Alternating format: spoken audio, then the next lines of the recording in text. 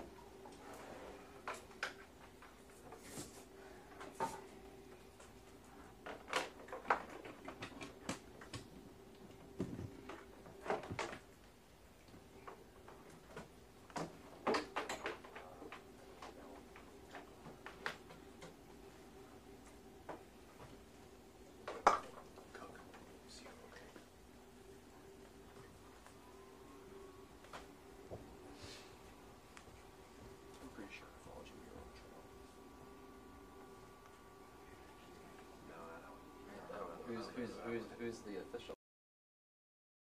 Sorry. Oh, Alabama. There you go. Okay.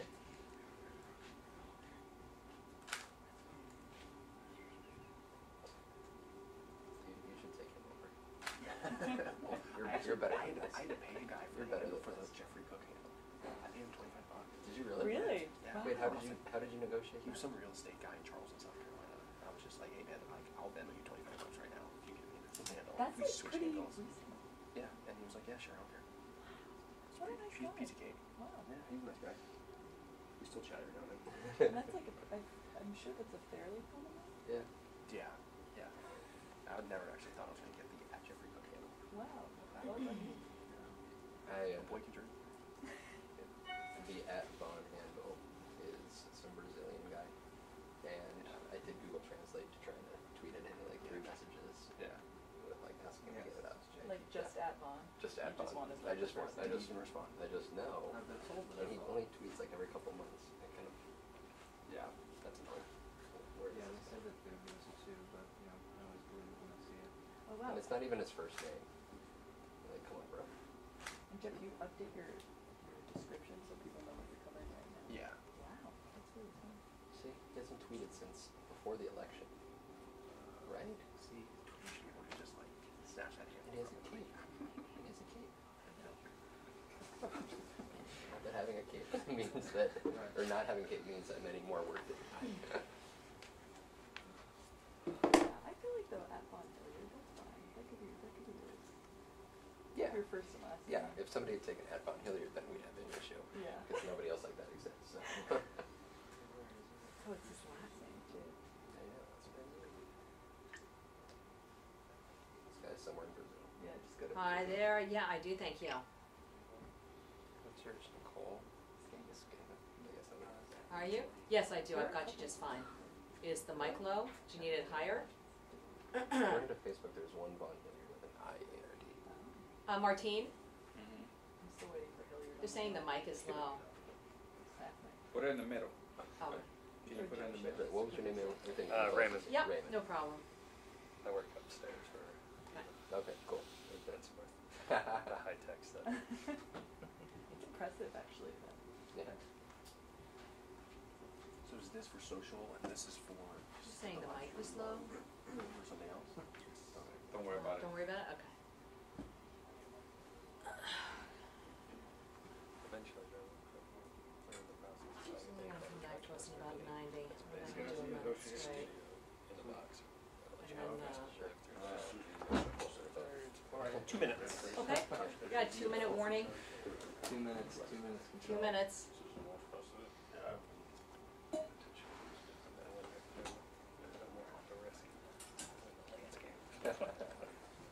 Two minutes for New York. Copy that. 2 minutes. Earlier than normal, because we always try to Hey, it's Tony. It's not Tony. It's Vaughn. It's Tony there. Thanks.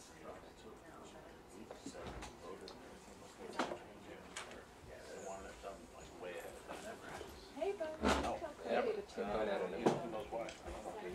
Cool. Yep. Thank you. negotiated, Bye. signed, voted on, and ratified before it was even expired. Reading the false reporting and even for just anger. Well, you know what- Dying magazines makes me wonder if Okay, all I wanted was tonight. Healthcare, Next question. which is awesome. Now it sucks. And, well, Sounds like a dance. All I want to do is Thank you, Shannon. We've just been given the 2-minute warning here at FEMA headquarters, so we're imminently going to hear from the FEMA Administrator Brock Long, as well as the Acting Secretary of Homeland Security Elaine Duke, and the Commandant of the Coast Guard. That is one of the Homeland Security components. Right now, we're at what's called the NRCC, which is the National Response Coordination Center. This is really the hub that is directing the federal response. And to give you a sense of the scope of this operation, they have 3 smaller incident response centers to help execute the operation, and these incident response centers are closer to Texas. Now, we got a lot of numbers in terms of the federal response, but I want to draw your attention to a handful of numbers which will really help you understand the scope of the operation. 8,800 federal employees have now been deployed to respond to Hurricane Harvey. Number 2, they have pre-positioned assets, nearly 3 million meals and 3 million liters of water. That means they've got them in staging areas so they can surge them into Texas once these lines of communication and the lines of transportation open up. So that tells you that this is going to be a long-haul operation, and they'll be looking at this operation for several days. In addition, they have 1,100 personnel who are part of these urban search and rescue teams, and they also now have what's called a swift water capability, which means that they're able to move quickly into these areas to try and effect the rescues. So we're just a few seconds away from getting the latest update here at FEMA headquarters, but based on my conversations with individuals here, they say this is probably the greatest single response the federal government has had to launch to a natural disaster in the history of the United States, and of course, especially in the Gulf Coast with Texas. Shannon. You're welcome. Coming out. Yeah. Yes. I just came out my data. Good morning. I'm William Boer, the Director of FEMA Public Affairs. Thank you all for joining us this morning. Today, Acting Secretary Elaine Duke, Coast Guard Commandant Admiral Paul Zukoff, and Federal Emergency Management Agency Administrator Brock Long are here to provide an update on federal support to state, local, and tribal authorities' response efforts in Texas and Louisiana. Following their statements, we'll open up to your questions. Secretary Duke.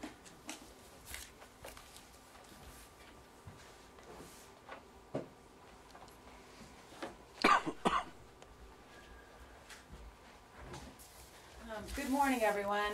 Thank you for being here with us today. I want to start today by thanking Governor Abbott and his team for hosting President Trump, the First Lady, and members of the Cabinet yesterday on our visit to Corpus Christi and Austin, Texas. We heard firsthand the experience of the first responders and the volunteers that are helping in the Texas area. We met with state and local officials to continue coordinating our response and identifying opportunities for closer collaboration. This was an important first visit to the area. I also want to reinforce the President's message from our trip yesterday. We expect a many-year recovery in Texas, and the federal government is in this for the long haul. We will continue to support the people of Texas as long as it is necessary. The President reiterated this again, both publicly and behind closed doors yesterday. The initial word we got, people first, is continuing through our response. While we continue to monitor the storm as it heads towards Louisiana, we remain concerned about Houston, where catastrophic flooding is likely to persist days after the rain stops. This cooperation between FEMA, the other federal agencies, and state and local officials has been outstanding, and we are collectively focused on rescuing those in danger and providing housing and immediate care for those who are displaced. Resources from across the country have been dispatched to the area to aid in response and recovery. Finally, the local officials in Texas, Governor Abbott, Mayor Turner, Judge Emmett, Chief Acevedo, and all the others are doing a tremendous job under considerable strain. What we must do in the federal government is to continue to support them and their teams. I want to also thank the men and women who are putting their lives on the line to help the people of Texas. Their heroism is truly humbling. Homeland Security's own Customs and Border Protection, U.S. Coast Guard, and others are working with the National Guard and local first responders and have saved countless lives. Yesterday, we tragically lost one of these local heroes, Houston Police Sergeant Steve Perez. Our thoughts and prayers go out to his family and to those who have lost loved ones in this terrible storm. While the focus has been understandably on Texas, we are working with the state of Louisiana as the storm moves through their state. To the people in Texas and Louisiana, please continue to listen to your local officials and heed warnings. We expect this storm to continue, and our number one priority is everyone's safety. We will continue with the life-sustaining, life-saving mission for the next few days, and then move into recovery for the area. And the officials with me here today will tell you more about that. I'll turn it over to the Commandant now to talk about our continuing life-saving missions. Thank you, Madam Secretary, and we are still very much in the emergency response phase of this historic storm. Number one priority right now is recovering survivors. Over thousands yesterday, but these aren't numbers, these are people. And I just want to, put myself in the shoes of these community members whose lives have really been turned upside down. So we will be there for as long as it takes. Now, as the storm is starting to shift to the east, we will be able to shift our resources to the east as well. So we will be able to stay in front of this. We're getting great support from the National Guard, from the state of Texas, the entire first response community. This has truly been a unified effort, and I can't emphasize enough the great work that our Good Samaritans are doing as well. Back at our Coast Guard headquarters, I now have 32 watchstanders standing watch around the clock because the 911 calls have inundated the call centers down in Texas. We're taking that overflow and we're receiving over 1,000 calls per hour. So we are not out of this by any long stretch yet, and we will be semper paratus as we continue to watch this storm move on, and then as we move into the long road to recovery. Thank you very much. Thank you, Commandant. So the whole community continues to descend upon Texas.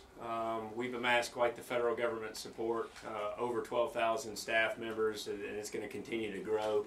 not only are we pushing people forward through the DHS surge capacity that Secretary Duke proactively put into place, and also the Commandant's people who are risking their lives to save others as well, in conjunction with state and first responders. But we're also calling upon other states through emergency management assistance compacts and contracts where we're asking state support to come down, and so they're continuing to amass in Texas.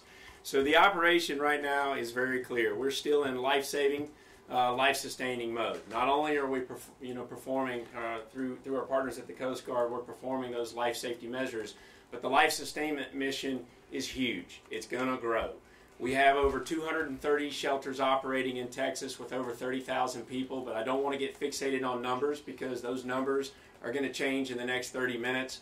But just to let the people of Texas know that we are supporting the efforts to provide mass care, not only mass care, but also medical care to those who have been displaced. And we understand that this is going to be a frustrating and painful process, but we're trying to do everything we can to alleviate this situation. Overnight, the areas of Beaumont and Port Arthur got slammed with 20 inches of rainfall. So while we're focused a lot of the effort on Houston, we have to also understand that there are multiple counties, over 50 counties impacted right now. We're continuing to watch the situation develop, and citizens in Louisiana are not in the clear. You're still under some evacuation warning orders. Please make sure that you're heeding those warnings from the parish presidents. And we're ready to support Governor John Bell Edwards and his efforts to take care of folks over there in Louisiana. We've also turned on individual assistance, and some of the most important information you're going to hear about today is from our Recovery Director, Alex Amparo. We're providing essential commodity distribution. What that means is we are already providing points of distribution and disseminating life-sustaining commodities in areas that are not being currently impacted by rainfall. For example, we've been down in Rockport, Port Aransas, where the rain has stopped, but they sustained Category 4 winds and storm surge. We are supporting those folks down there with life-saving commodities. Power restoration is ongoing. We're very concerned about the infrastructure. Obviously, infrastructure is the key to restoring routine to everybody's daily lives. We will try to help private power companies bring the power back on as quickly as we can, but right now many areas in Texas still aren't out of the clear from the threat as it's ongoing. Security is a concern. We've amassed quite a bit of federal law enforcement out of the Department of Homeland Security, down to our state and local partners again. They're working in conjunction with over 12,000 National Guard members that have been deployed by the National Guard in Texas, as well as the true first responders at the local level. We're supporting medical support. Secretary Price is highly engaged. We're constantly watching the hospital situations and being able to we've evacuated several hospitals, but we're also trying to sustain several hospitals to make sure that they're up and operational, and we're providing a standard of care that everybody deserves. With that, what I would like to do is continue to ask people to find ways to volunteer. When it comes to invoad.org, or basically going through the state of Texas's organizations to be able to organize the volunteer effort. The need to volunteer is going to take place over the next couple years. Okay, and the need to volunteer is in, let me remind you, 50 counties right now. Not just in Houston, but everywhere. So that mission is going to continue to expand. But right now, what I would really like to concentrate on is how we get disaster survivors, to start activating assistance for those that qualify. So Alex Amparo, my Recovery Director, is going to give us some very critical information. Good morning. So as of this morning, we have over 195,000 registrations of individuals asking for assistance. We've provided over $35 million in financial assistance to those that have registered. And so our message is clear. If you have impact from damage from this disaster and have been impacted, find yourself in your shelter, first contact your insurance company, file your claim, and immediately after that, go to disasterassistance.gov and register for financial assistance from FEMA. What's important to understand is that our assistance is not designed to make you whole, which is why it's important to first register with your insurance company. It's also important that you provide us your location of where you're at during the registration process, because we can provide you immediate assistance. We also have the Transitional Shelter Assistance Program, over 1,700 families last night, and in over 2,000 rooms in 5 different states that we're providing assistance to. So after you register, you'll be assigned an inspector. That inspector will contact you to come out and view your damages. Due to the volume, we are prioritizing inspections based off of the greatest amount of damage, and we will be in contact with you throughout this process. And so, make sure that FEMA assistance can provide some rental assistance. We can also provide some assistance for repair. We can provide assistance for personal property.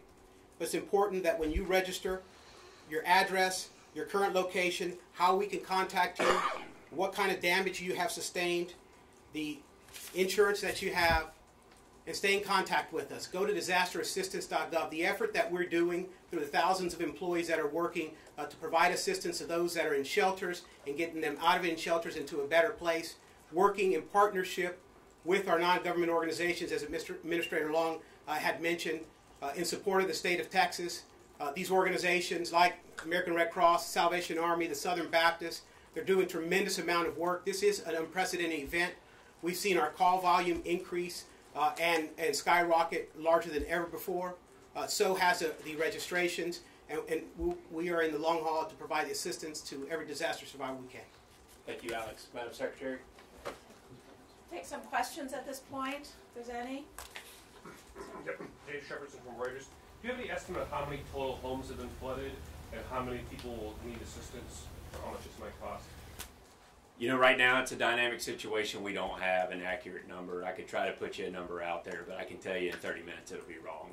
We try to use the best the best mapping capabilities that we have when it comes to understanding the flood zones, the floodplain mapping that we have. But the best indicator of individual assistance is what Alex was just saying. We have nearly 200,000 people already registered. That number is going to climb. We know it. So it's going to continue to project, and we have to be ready to go to support it. Yeah. Yes. Looking at some of the decisions the administration made ahead of this disaster with its proposed budget that would, for instance, cut some FEMA grants and some other agency programs that are involved in this effort, or rolling back the last administration's flood risk management standard, understanding that that did not impact the response that we're seeing right now, how is that playing into the administration, perhaps looking at how you prepare for these disasters going forward and reconsidering some of those decisions proposed or made in prior months? Right now, we're focusing on this specific disaster and ensuring we have the appropriate funding and programs in place. I think that the planning that the communities do has grown over the years, and we're looking at having grant programs that are appropriate to have them continue their planning. But many of these communities, including Texas, has made extraordinary progress in its planning for disasters. This particular storm was unprecedented in terms of volume of rain, and that's what we're focusing on now. I'm Catherine Harridge, Fox News Channel. What does the temporary shelter look like? Is it going to include trailers? What are the options that you're considering? So very simply, the goal is to sustain life. So we've already turned on what's called Transitional Shelter Assistance Program, which is basically getting people into hotel motels, getting them out of those shelters. Shelters obviously are not ideal, and unfortunately people are going to be there for quite some time as we're trying to mobilize people into hotels. How many people have we already moved? About 1,800. Around 1,800 people have already been placed in hotel motels. We have to understand the vacancies that are there. We have to make sure that we'll continue, but that number will continue to grow as we do. The next goal is save houses. As the water starts to recede, we got to go in, and this is where the volunteers need to be organized, is helping people muck out their houses, get the wet carpet, get the wet drywall out, make simple repairs to hopefully get people back in their house, at a very baseline level, and sustain them there. And then finally, you know, the FEMA manufactured housings and travel trailers, we pulled the trigger. We have a limited amount. You know, we have to implement what's called the Defense Production Agency to buy and buy this capability, but also it takes time to produce those. Slowly, as a last resort, we start to bring those in, and it's a very sizable mission. So what we have on the ground right now is what we call disaster housing assistance teams. But this is a coordinated effort between not only FEMA but HUD. It's also going to be SBA, and you know, the most important piece is, you know, working with our state and local partners and those counterparts down through to make sure we put together a comprehensive plan and we clearly explain how the system works. Yep. Sir? Jeffrey Cook from ABC News. The President said yesterday probably there has never been anything so expensive in our country's history. There's never been anything so historic in terms of damage. Is that true, or where does this storm rank among the most expensive? No, you can't do a point-by-point comparison of each storm. What's unique about this storm is the area of devastation, also the amount of rainfall, which is now measuring in some places over 50 inches, which is more than the annual rainfall, and also how long it has been. So we've been experiencing this rainfall over a long period of time, even though the initial winds have subsided. So the duration, and we expect the floodwaters not to crest for another couple days. So those are some of the unique things that were behind the President's comments yesterday. And I also think it's important to point out that this is going to be an incredibly large disaster for the country. It's going to help us, to reshape some of the ways that we do business. We're going to learn from it and go on. But I think it's very important to recognize that the cost of this disaster, the economic cost to measure the disaster versus our physical cost as the federal government family, we're not going to know a true cost for that for many, many years to come as we work together to understand what the communities are entitled to from public assistance or HUD community development block grants or the reimbursement costs. It takes a lot of time to understand the true cost of this disaster, but it's going to be a huge one. Yeah. Thank you. Did you have a follow-up? Yeah, I did. Are there areas in Houston still, Catherine here, Fox News, that you feel that you don't have good visibility into, and that there are individuals who are trapped and not able to communicate they're in an emergency situation? You want to talk about the communications, please? So we've been able to use Google heat maps, if you will, and where the concentration of most of these calls are coming from. So even if someone can't communicate, we have 11 fixed-wing airplanes that are doing surveillance as well. So we have a pretty good idea of where the concentration of those who are still in high water. And at the same time, we're monitoring, as you heard from the administrator, the heavy rainfall that occurred in Port Arthur and Beaumont as well. So this isn't like 5-year-old soccer, everyone clustered around one point. We're looking across the entire metropolitan area to make sure that we've got resources allocated. And it's very well coordinated with CBP, with Coast Guard, with other first responders, National Guard.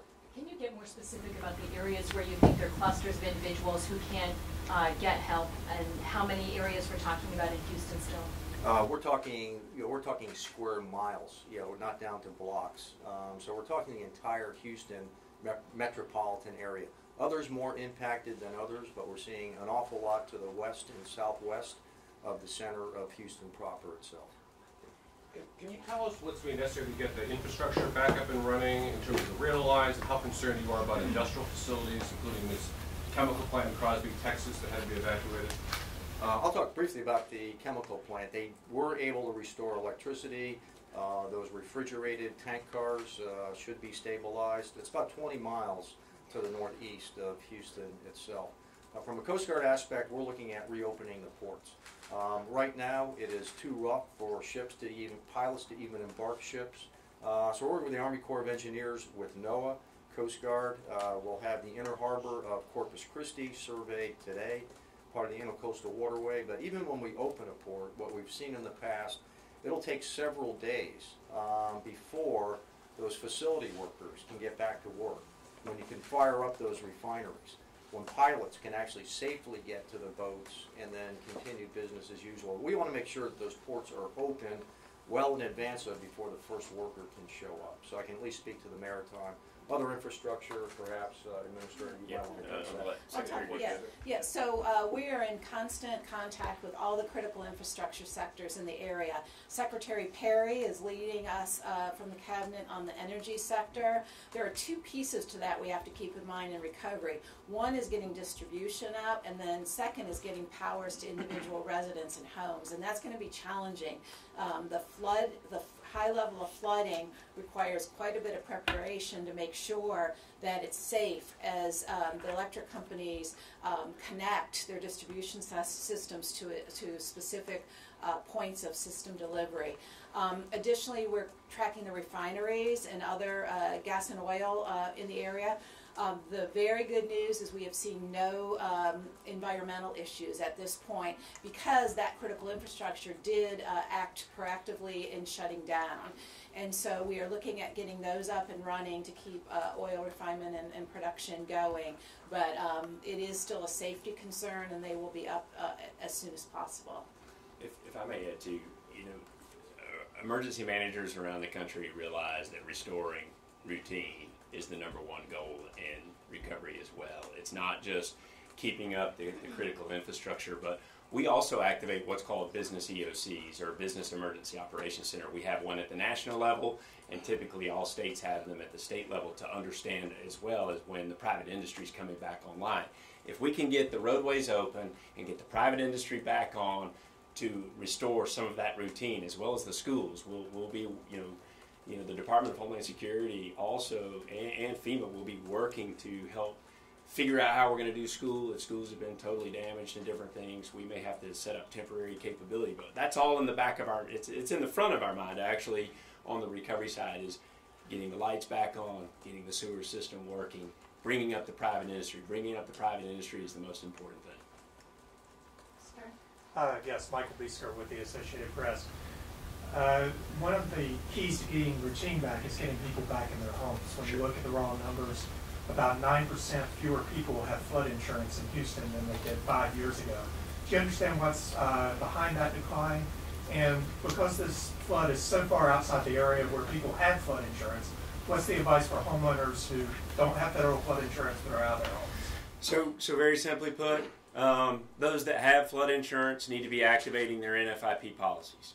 Those that don't will most likely be dealing with the Small Business Administration and looking at low interest loans and different things, because they also have a disaster declaration through SBA. So typically anything, if you're uninsured outside the NFIP, the next step is most likely going to be the Small Business Administration. And what's behind the decline in the numbers of people in Houston who had flood insurance? I don't know the answer to that point at this. Yeah, I'm sorry. I'm not familiar with that localized issue. Last question. Is there any update on the country of Mexico's offer of assistance in terms of whether or not the United States is accepting that offer? I don't have an update on that at this time. We are working with both Mexico and Canada to take advantage of their offers of support. How about the airports? Do you have any idea when the airports will reopen?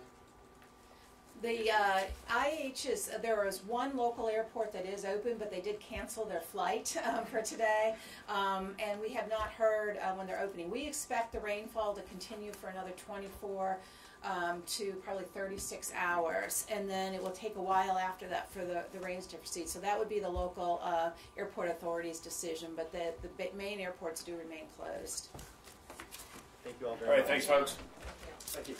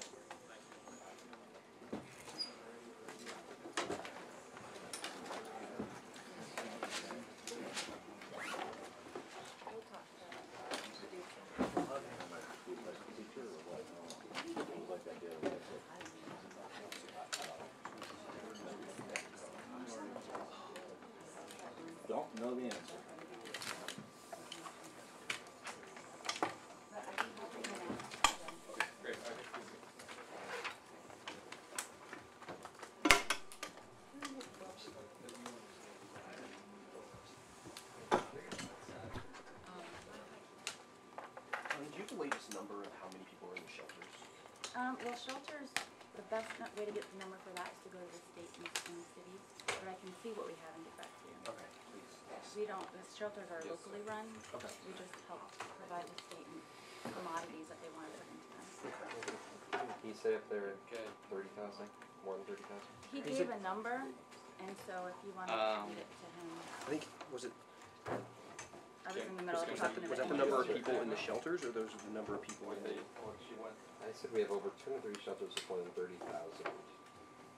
people, yeah. So Okay, got to it. get Okay, the got most it. recent number, I would definitely check in with the state. Okay, thanks. Okay, cool, thank you. Thanks, Mike. NBC producer. Right here. Oh, so your photog pulled in really